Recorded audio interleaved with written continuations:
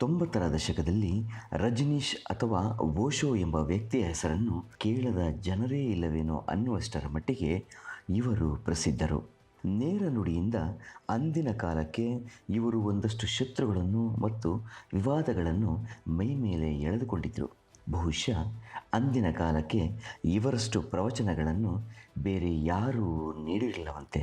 ಹಾಗೆಯೇ ಇವರಿಗೆ ಅರಿವಿಲ್ಲದ ವಿಚಾರವೇ ಇಲ್ಲವೇನೋ ಅನ್ನುವಷ್ಟರ ಮಟ್ಟಿಗೆ ಇವರು ವಿಚಾರ ಮಂಡಿಸುತ್ತಿದ್ದುದು ದಿಗ್ಭ್ರಮೆ ಮೂಡಿಸುತ್ತಿತ್ತಂತೆ.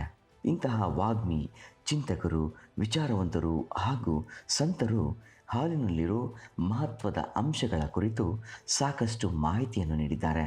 ಹೀಗೆ ಹಾಲಿನಲ್ಲಿರೋ ಒಂದಷ್ಟು ಅಂಶಗಳಿಂದ ಮನುಷ್ಯನ ದೇಹದಲ್ಲಿ ಕಾಮೋತ್ಪ್ರೇಕ್ಷೆ ಹೆಚ್ಚುತ್ತೆ ಅನ್ನೋದು ಚರ್ಚೆಗೆ ಗ್ರಾಸವಾಗಿದೆ. ಇವರು ಹೇಳುವಂತೆ ಹಾಲಿನಲ್ಲಿ ಮನುಷ್ಯನ ದೇಹಕ್ಕೆ ಅವಶ್ಯಕವಾಗಿ ಬೇಕಾಗೋ ಸಾಕಷ್ಟು ಅಂಶಗಳಿದ್ದು ಅದರಲ್ಲಿ ಕಾಮವನ್ನು ಉತ್ತೇಜಿಸೋ ಅಂಶವೂ ಸಹ ಇದೆಯಂತೆ.